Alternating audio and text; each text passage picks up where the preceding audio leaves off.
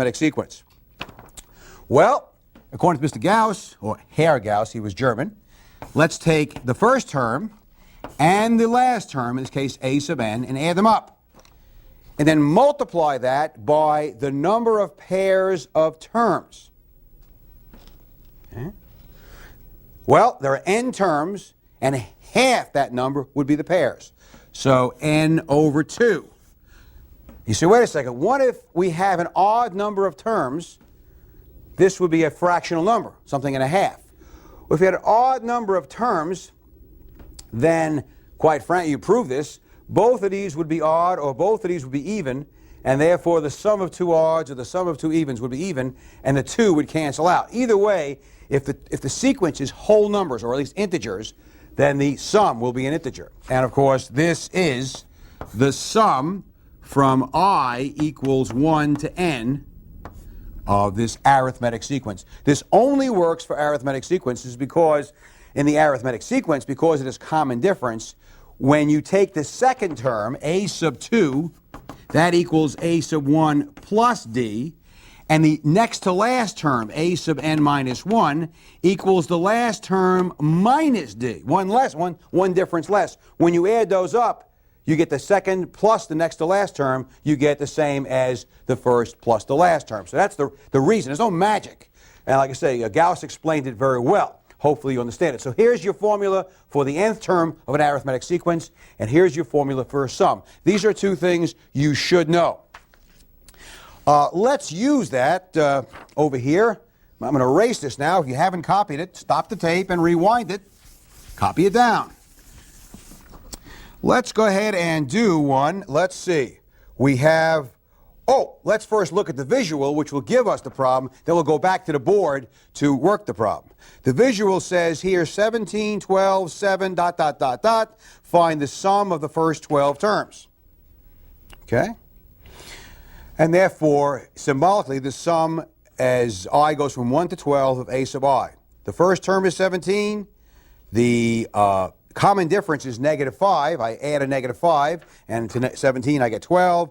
I add a negative 5 to 12, I get 7. And the number of terms is 12. Remember, to work that formula, I need to get the 12th term, which I don't have yet. So at the bottom of this visual, we get the 12th term, which you can see, using the formula, we get negative 38. Now we go to the board. And now we say that this sum, and I'll just use the Greek letter sigma, is going to be the number of terms, 12 over 2, times the first term, which is 17, plus the second term, plus a negative 38. And that turns out to be 6 times minus 21. And therefore, the sum of all of these 12 terms is negative 126. And in fact, if you went back to the original sequence, although you didn't see any negative numbers, you recognize that indeed, if we add negative 5 to 7, it's 2, and all the numbers after that will be negative, getting more and more negative each time.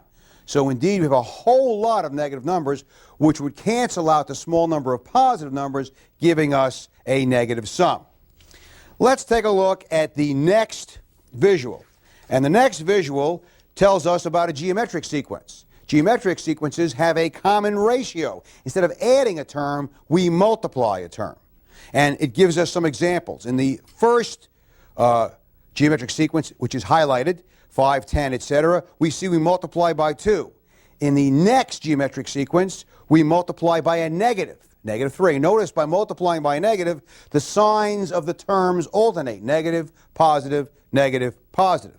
And in the third sequence that is shown, again, a geometric sequence, because we're multiplying by a common ratio, and that common ratio is a half. So in other words, we can't have fractional multipliers, just as we could have negative common differences. All right, in the bottom line, which is highlighted on the visual, it tells you that R is the symbol for a common ratio. The next visual shows us that we can, just as we found the terms of the arithmetic sequence in terms of D, we can find the terms of the geometric sequence in terms of R. A2 is the first term, A1 times R. A3 is A1 times R, and so on, as you can see, A5 is A1 times R times R times R times R. The next visual takes those exact same statements and shows us that A3 is equal to A1 times R squared. That is R times R. And A4 is equal to A1 times R to the third power. And A5 is equal to A1 times R to the fourth power. Well, what would A sub n be?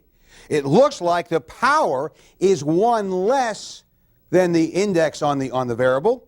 And just like the number of common difference we had, it was one less than that indexing number. So let's go to the easel and write out that formula.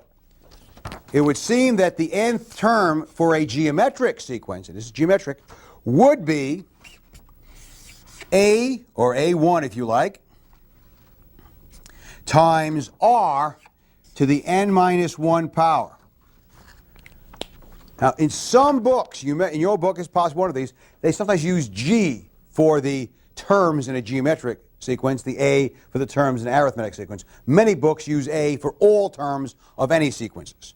Okay, let's go to the next visual, which uses this formula to find the 11th term of a geometric sequence. How do we know it's geometric? 3, 6, 12. Well, what times 3 is 6? 2. Is 2 times 6 12? Yes. What would the next term be? 2 times 12 would be 24. It says find the 11th term. Again, A1 is 3, R is 2, N is 11, the 11th term. And let's see, the 11th term, according to our formula, is the first term, 3, times the common ratio raised to the n minus 1 power, or 3 times 2 to the 10th. Do we multiply 3 times 2 first, or we raise 2 to the power first? Well, we always exponentiate before we multiply and divide, therefore 2 to the 10th, which is 1,024.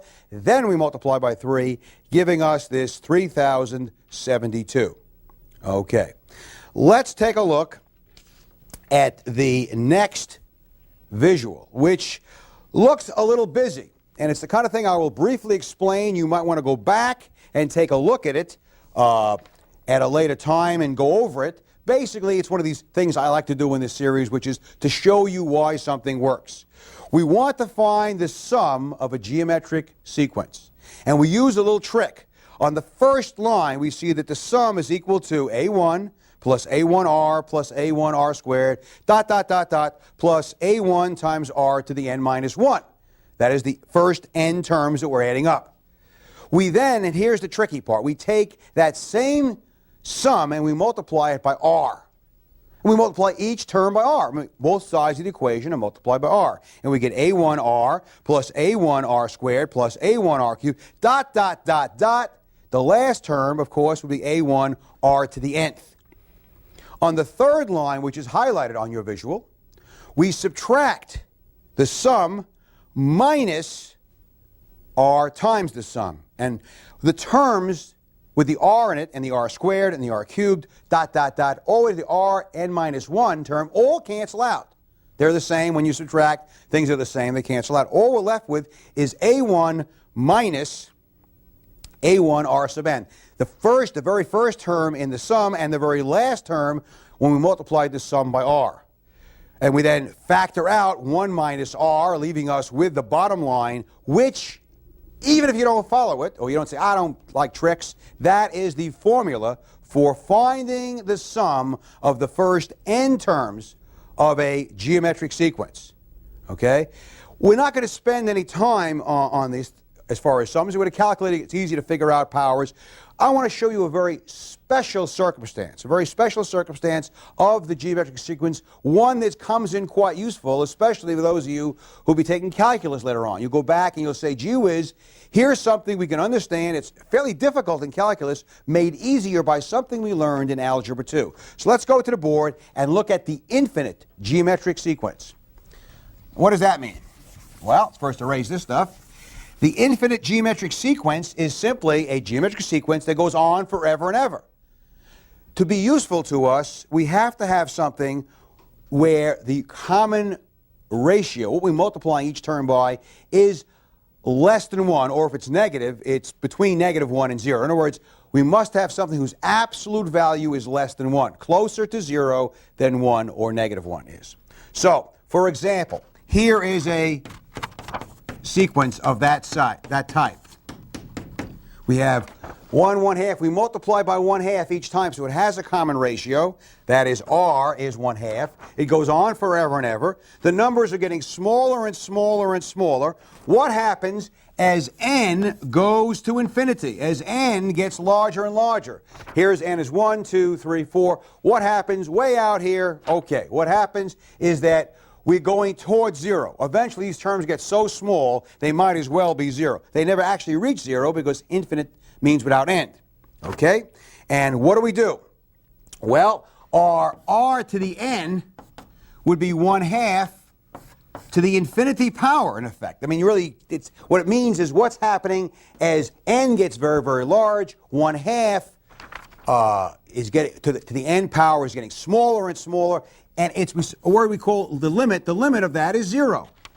So what we wind up with is our sum, which we said was a1 times 1 minus r to the n over 1 minus r. This is 0 because, I should say, this is 1. 1 minus 0 is 1, and 1 times anything is itself. So we're left with a1 over 1 minus r, which means we don't have to go through this whole mess. We want to find the sum of this sequence. All we've got to do is take the first term, which is 1, and subtract the common ratio, which in this case is 1/2, from 1. This 1 is the first term. This is just the number 1. And we get 1 over 1/2, which is 2. If you add these up, 1 plus 1/2 is 1 1/2, plus 1/4 is 1 3/4. You'll see you're getting closer and closer and closer. You actually never get to 2, but so close you can say its limit is 2. Okay? And therefore, this works again as long as r, the common ratio, is a number between -1 and 1. It can't be 1 or -1. It has to be a positive or negative proper fraction. Of course, it can't be 0 because that's kind of silly. And this formula right here, the sum for an infinite geometric sequence is a1, the first term, over 1 minus r.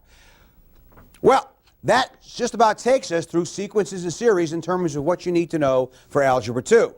We've looked at the symbology of sigma, we've looked at the arithmetic sequence, we've looked at the geometric sequence, how to find the nth term, and how to find the series. That is the sum of those terms.